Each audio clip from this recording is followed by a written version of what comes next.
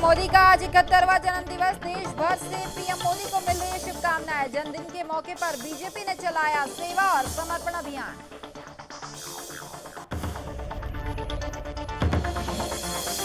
Shanghai सहयोग संगठन की वार्षिक शिखर बैठक को प्रधानमंत्री मोदी ने डिजिटल माध्यम से किया संबोधित। कहा, एससीओ को कट्टरपंथ और आतंकवाद से लड़ने की एक साझा रणनीति करे तैयार।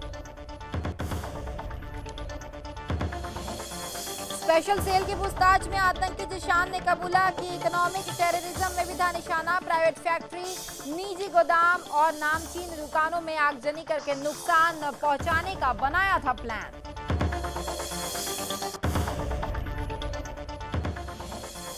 दिल्ली में सुरक्षा एजेंसियों की बैठक आज। आतंकी खतरे और अफगानिस्तान के बदलते हालात पर चर्चा। देश भर के सुरक्षा एक्सपर्ट्स हो रहे हैं शामिल।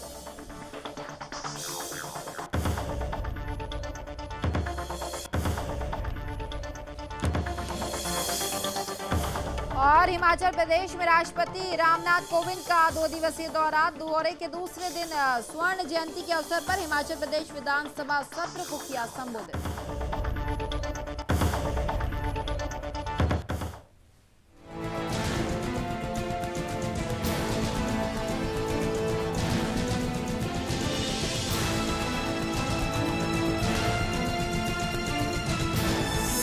आप देख रहे हैं सुदर्शन न्यूज।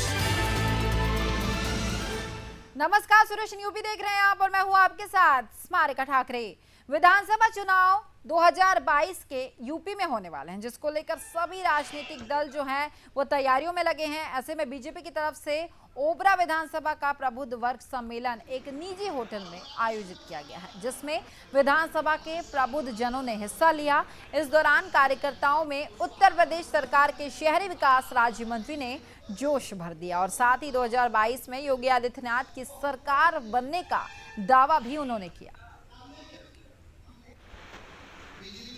राहुल गांधी ये बात तो राहुल गांधी को समझ में आ जानी चाहिए कि अयोध्या में भव्य राम मंदिर के निर्माण भारतीय जनता पार्टी ने कहा था और जिसको सर्वोच्च न्यायालय ने जो मत भारतीय जनता पार्टी का तो वही मत व्यक्त करने सर्वोच्च न्यायालय ने दिया। और आज उनका जो वो बात कहते हैं, उनके सांस्कृतिक राष्ट्रवाद उनके कहीं है ही नहीं है।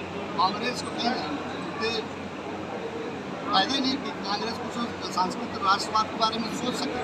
भारतीय जनता पार्टी का बात है सांस्कृतिक राष्ट्रवाद से है। तो वहीं यूपी में कोरोना संक्रमण काफी हद तक काबू में आ गया है। यूपी में अब 11 जिले ऐसे हैं जहां कोरोना वायरस संक्रमण पूरी तरह से काबू में आ गया है। इन जिलों में एक भी सक्रिय मामले नहीं है। पूरे प्रदेश में सक्रिय केस भी अब 1000 के नीचे ही चले गए हैं। यूपी में सक्रिय मरीजों की संख्या 170 के नीचे आ गई है। आपको ये बताते चलें कि कोरोना टीकाकरण की प्रक्रिया तेजी से चल रही है, जिसके चलते कोरोना के मामले जो है वो कम होते जा रहे हैं। यही बताया जा रहा है कि 500 से ज्यादा जो केस मिलने पर कर्फ्यू जो है वो लगा दिया जाएगा।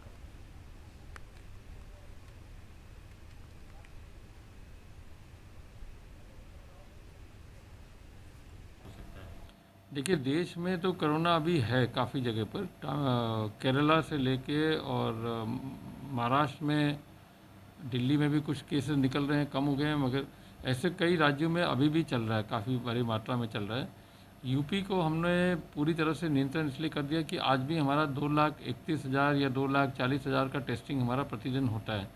और हम किसी भी गाँव में या किसी भी बाज़ार में या किसी भी कोरियर सर्विस के यहाँ या भीड़ भाड़ इलाका में हम टेस्ट करते हैं और ये बदलते रहते हैं हम, तो इससे हमको पकड़ में आता है। और बस स्टेशन और रेलवे स्टेशन और एयरपोर्ट पर भी हमारा निगरानी रहता है उसमें। उत्तर प्रदेश में आज मेगा वैक्सीनेशन के जरिए 35 लाख लोगों को टीका लगेगा, यानी 35 लाख लोग वैक्सीन से लाभार्थी होंगे। और यदि लखनऊ की बात करें तो लखनऊ का ये लोक बंधु अस्पताल है, जहाँ पे सुबह से ही वैक्सीनेशन चल रहा है और वही कारण है कि लखनऊ में भी टारगेट आज 1,18,000 लोगों को वैक्सीन लाभ देने का संकल्प रखा गया है। और यही कारण है कि उत्तर प्रदेश अभी तक अन्य राज्यों की अपेक्षा अव्वल नंबर पे वैक्सीनेशन के मामले में कायम है। और सुदर्शन न्यूज़ से जो स्वास्थ्य मंत्री जय प्रताप सिंह ने जानकारी साझा की है, उनका कहना ये है कि अभी और भी ये टारगेट लक्ष्य रखा जाएगा और 40 लाख तक उत्तर प्रदेश में एक दिन का लक्ष्य होगा। वीडियो जर्नलिस्ट संस्कार मिश्रा के साथ अभिषेक सिंह, सुदर्शन न्यूज़, लखनऊ, उत्तर प्रदेश।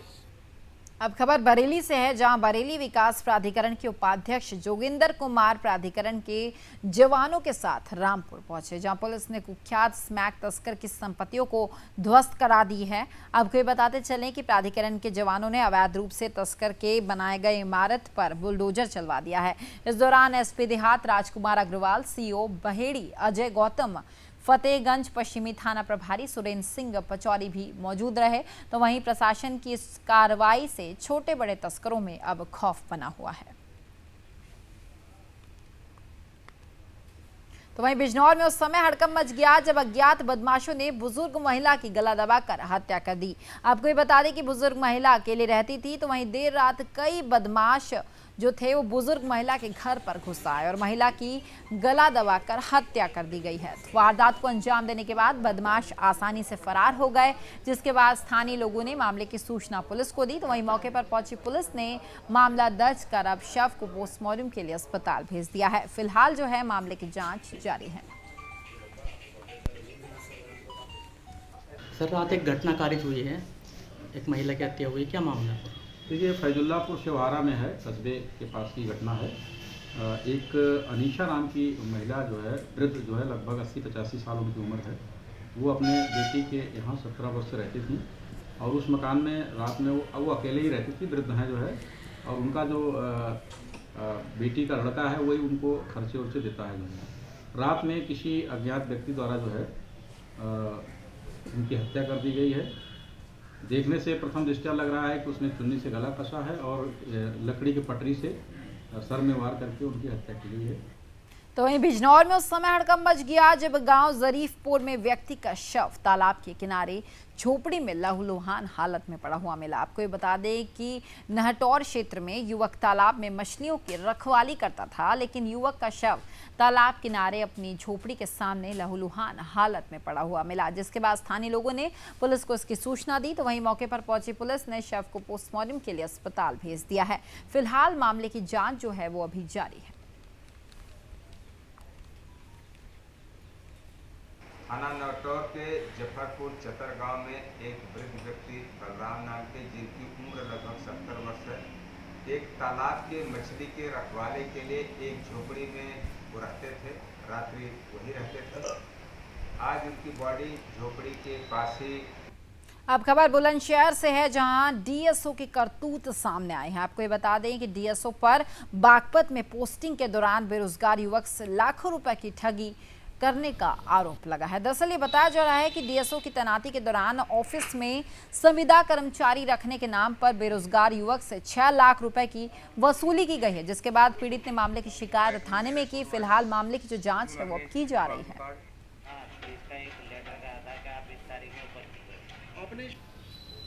लिखित प्रकरण की यहाँ जिलाधिकारी महोदय के माध्यम से मेरे पास प्राप्त हुई थी। सर, हम आए हैं इसलिए हमने एक शिकायत की थी अभय प्रताप जी की, जिला पूर्ति अधिकारी, जो बागपत रह चुके हैं। अब उनका ट्रांसफ़र बुलंदशहर हो चुका है। उन्होंने हमें सर संविदा कर्मचारी के लिए सर हमारे से 6 लाख रुपए ले लिए, जो हमने उनको दे दिया सर। हमने शिकायत की थी एडीएम साहब के यहाँ से, हमारे पास नोटिस गया था कि आप अपना स्पष्टीकरण दें। उसके संबंध में आज हमारा आना हुआ सर। तो वहीं बुलंदशहर में पुलिस ने वाहन माफियाओं पर कार्रवाई करते हुए छापेमारी की। आपको ये बता दें कि हाईवे के किनारे कब्रिस्तान के पास वाहन माफियाओं की तरफ से वाहन कटान का अवैध धंधा बिना परिवहन के काटे जा रहे थे कि तभी पुलिस ने मौके पर पहुंची और जहां पुलिस जांच के दौरान कटान के लिए खड़े किए गए कई वाहन पुलिस को मिले। फिलहाल मामले की जो जाँच है वो अभी जारी है। कल रात्रि में हमको सूत्रों के हवाले से सूचना मिली कि एक क्षेत्र में है जहाँ पे खुले मैदान में हैवी व्हीकल्स वगैरह की कटिंग हो रही है। तो इसकी मौके की जांच करने मैं स्वयं और कोतवाल साहब के साथ हम लोग आए, तो यहाँ पे हमने पाया कि काफ़ी सारी गाड़ियाँ खड़ी हैं जो मोस्टली हैवी व्हीकल्स हैं, ट्रक्स और बसेस टाइप के, जिनकी यहाँ पे कटिंग हो रही है। तो इसकी हमें पहले से कोई सूचना नहीं थी ऐसा। तो हमने इन लोगों को बुलाया है यहाँ पे, उनके चेक करेंगे इनके पास परमिशन है कि नहीं। एक जितने यहाँ पे गाड़ियाँ खड़ी हैं सबकी नंबर प्लेट, सबकी चेसी नंबर वेरीफाई किया जाएगा। अगर ये लोग अपना टाइम पूरा कर चुके हैं और फाइनेंस वगैरह इनका पेड है तो वहीं चंदौली के सदर ब्लॉक के अंतर्गत मझवार गांव में देश के प्रधानमंत्री नरेंद्र मोदी के जन्मदिवस को धूमधाम से मनाया गया। इस दौरान बीजेपी कार्यकर्ताओं ने केक काटकर उनका जन्मदिवस मनाते हुए एक दूसरे का मुंह मीठा कराया और प्रधानमंत्री जी की लंबी उम्र की कामना की। इसी कड़ी में वैक्सीनेशन का भी आयोजन किया जाना था, लेकिन स्वास्थ्य महकमे की लापरवाही के कारण वैक्सीनेशन का जो कार्यक्रम था उसे वहां पर रद्द कर दिया गया।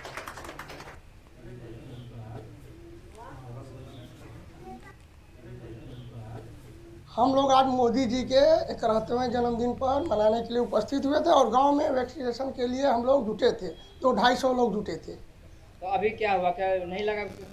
यहाँ स्वास्थ्य विभाग की लापरवाही की वजह से और सीएमओ साहब की लापरवाही की वजह से यहाँ पे कोई अधिकारी नहीं आया वैक्सीन लगाने के लिए और हम लोग जा रहे हैं घर। आज हम लोग देश के यशस्वी प्रधानमंत्री माननीय नरेंद्र मोदी जी के 71वें जन्म दिवस के शुभ अवसर पे हम लोग उपस्थित हुए हैं। आज यहाँ पे हम लोगों ने केक काटकर उनका 71वां जन्मदिन मनाने का निर्णय लिया है। चंदौली जनपद के सदर ब्लॉक अंतर्गत मझवार प्राइमरी पाठशाला है।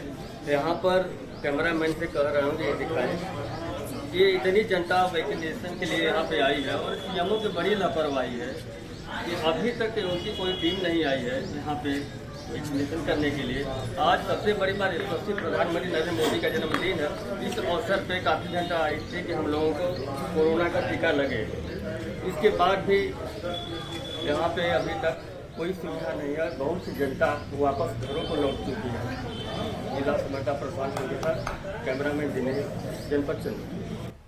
तो उत्तर प्रदेश के उप मुख्यमंत्री केशव प्रसाद मौर्य हरदोई पहुंचे, जहां बीजेपी कार्यकर्ताओं ने उनका स्वागत किया। इस दौरान उप मुख्यमंत्री ने 557 करोड़ की लागत की कई परियोजनाओं का शिलान्यास किया और साथ ही उप मुख्यमंत्री ने पीडब्ल्यूडी गेस्ट हाउस में पार्टी पदाधिकारियों के साथ जिले के प्रशासनिक और विभागीय अधिकारियों के साथ बैठक की और साथ ही डिप्टी सीएम ने बीजेपी के कार्यों के बारे में भी बताया। डिप्टी सीएम ने कहा कि सोच का अंतर बहुत बड़ा होता है।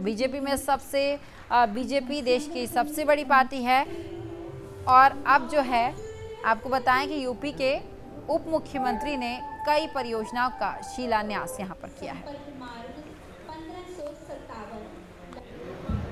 लगभग 1400 करोड़ रुपए की सेतु की परियोजनाओं का लोकार्पण शिलान्यास किया गया है और इसके लिए आप सबको भी, आप सबके माध्यम से जनपद वासियों को भी मैं शुभकामनाएं देता हूं।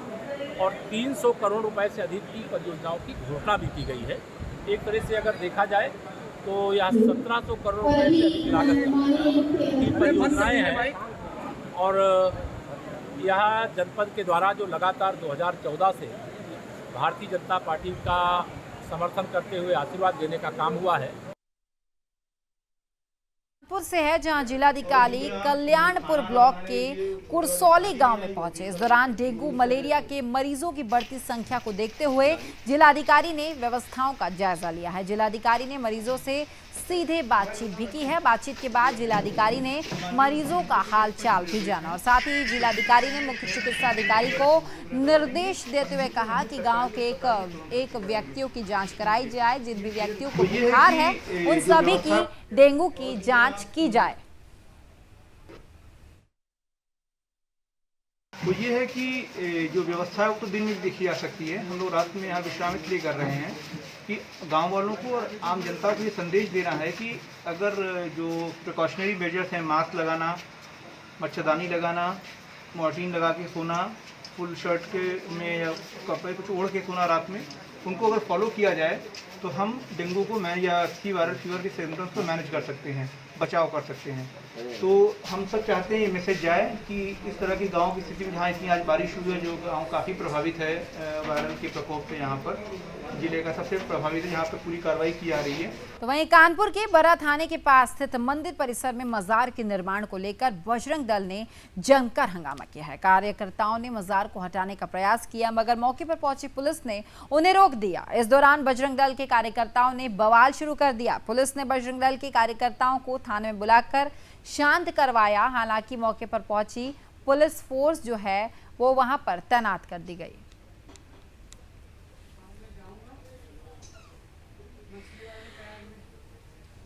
एक हफ्ते से बर्रा पे जो है मजार के जो निर्माण की बात जानकारी प्राप्त हुई थी, जो कि हमारे कार्यकर्ता इसको देखने आए थे।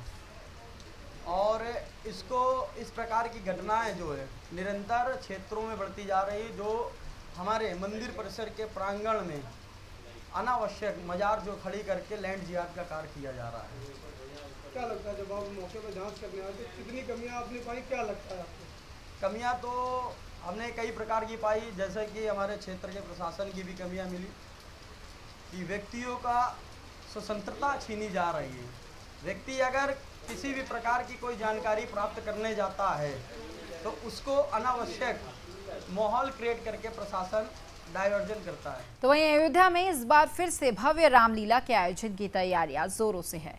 इस बार भी रामलीला के पीछे साल की तरह आयोजित हर साल की तरफ की जाएगी। दरअसल ये बताया जा रहा है कि इस बार के रामलीला पिछले बार से भी ज्यादा चर्चित होने वाली है। इस बार रामलीला का आयोजन जो है वो भारतीय भाषाओं के अलावा बहुत सी विदेशी भाषाओं में भी किया जाना है और साथ ही रामलीला के माध्यम से राम भगवान के आदर्शों और जीवन मूल्यों को जन जन तक पहुंचाना है।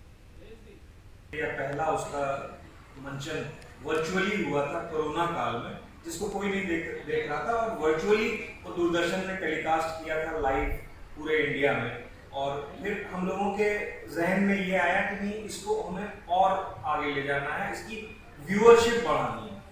तो 16 करोड़ लोगों ने इसको देखा और जो पहली रामलीला हुई उसी को 16 करोड़ लोगों ने देखा। तो अब जो है 50 करोड़ का टारगेट है और उन लोगों का 50 करोड़ का होगा। मेरा तो 1 अरब का टारगेट है। मैं चाहता हूँ कि ये रामलीला पूरी दुनिया में जाए और इसको विश्व के जितने भी हमारे रीजनल लैंग्वेजेस हैं, चाहे इंटरनेशनल लैंग्वेजेस हैं, यूरोपियन लैंग्वेजेस हैं, अरबी है, उर्दू है, जापानीज है, चाइनीज। तो वहीं मुरादाबाद के थाना मझौला क्षेत्र में पुलिस और ड्रग्स विभाग की टीम ने एक हेल्थ केयर नर्सिंग होम पर छापा मारकर भारी मात्रा में नशीली दवाओं का जखीरा बरामद किया है। ड्रग्स विभाग के इंस्पेक्टर ने कहा कि मुखबिर की सूचना मिली थी कि जयंतीपुर स्थित एक health care centre nursing home में नशीली दवाओं का कारोबार किया जाता है, जिसके बाद पुलिस ने छापेमारी करते हुए भारी संख्या में नशीली दवाओं का जखीरा जो था वो बरामद किया है। फिलहाल पुलिस ने मामला दर्ज कर आगे की कार्रवाई जो है वो शुरू कर दी है। देखिए, आज सवेरे सूचना प्राप्त हुई है कि यहाँ कोई एक सक्रिय गिरोह है, वो तैनात है और आसपास के क्षेत्रों में नशीली जो दवाइयाँ होती हैं, नशे में प्रयोग करने वाली जो दवाइयाँ हैं, उनको वितरण आपूर्ति कर रहा है। इंस्पेक्टर साहब चौकी इंचार्ज जो है हमारे, इनके द्वारा सूचना दी गई। हम लोगों ने एक संयुक्त अभियान बना के बहुत अच्छे दोनों लोगों ने संयुक्त रूप से उस स्थल का मुआयना कराया, तस्दीक कराई। जब ज्ञात हुआ कि बहुत बड़ा भंडारण इस प्रकार की दवाइयों का है जो कि कोई भी लाइसेंस नहीं लिए है, किसी प्रकार की औषधियों का लाइसेंस नहीं है और अवैध तरीके से, गुपचुप तरीके से इस क्षेत्र में दवाइयों को आपूर्ति कर रहा है। तो वहीं मुरादाबाद में 16 सितंबर को विश्व ओजोन दिवस के अवसर पर कार्यक्रम का आयोजन किया गया, जिसमें स्कूल के छात्र छात्राओं ने मानव श्रृंखला बनाकर ओजोन लेयर को सुरक्षित रखने के लिए ओ लिखा है। इस दौरान बच्चों ने देश के लोगों से ओजोन परत को सुरक्षित रखने के लिए अपील की। तो वहीं छात्र छात्राओं ने सभी लोगों से पर्यावरण को सुरक्षित रखने की भी अपील की है। आज वर्ल्ड ओजोन डे है। ओजोन लेयर हमें अल्ट्रावायलेट किरणों से बचाता है सूरज की, और कुछ समय पहले ये देखा गया था कि सूरज की किरणें ओजोन लेयर में होल छेद कर रही हैं जो हमें नुकसानदायक है, जैसे ये हमें स्किन कैंसर की तरफ लीड करती है। तो वहीं पीएम मोदी के जन्म दिवस पर बीजेपी के सभी सांसदों और मंत्रियों ने प्रधानमंत्री के लिए किए गए जन सेवा संकल्प को पूरे देश में एक अभियान की तरह शुरू कर दिया है। ऐसे में गोरखपुर के सांसद रविकिशन शुक्ल ने रांची में शिव मंदिर में जल और दुग्ध अभिषेक किया और प्रधानमंत्री की दीर्घायु की कामना भी की। इस दौरान रविकिशन ने सुदर्शन न्यूज से खास बातचीत भी की है, सुनिए।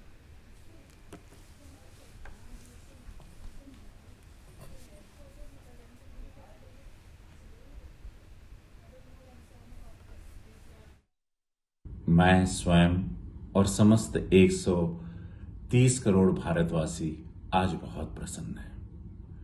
एक ऐसे नेता को पाके, एक ऐसे जनसेवक को पाके, एक ऐसे प्रधानमंत्री को पाके हम लोग धन्य हो गए। चूंकि मेरी कहानी आप लोगों को पता है, मैं देहात से, तो मैंने अपने देहात के उस सिचुएशन को भी देखा है जब शौचालय नहीं, सड़क नहीं, चीजें नहीं, व्यवस्थाएं नहीं, बिजली नहीं, सम्मान नहीं।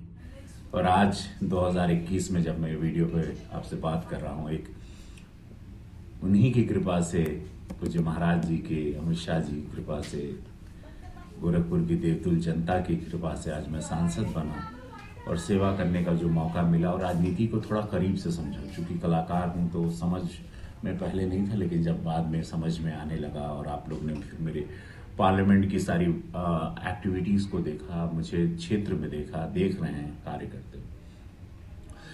प्रेरणा सिर्फ प्रधानमंत्री से मिलती है। तो फिलहाल इस बुलेटिन में इतना ही। प्रदेश की सभी खबरों के लिए आप देखते रहिए सुदर्शन यूपी। नमस्कार।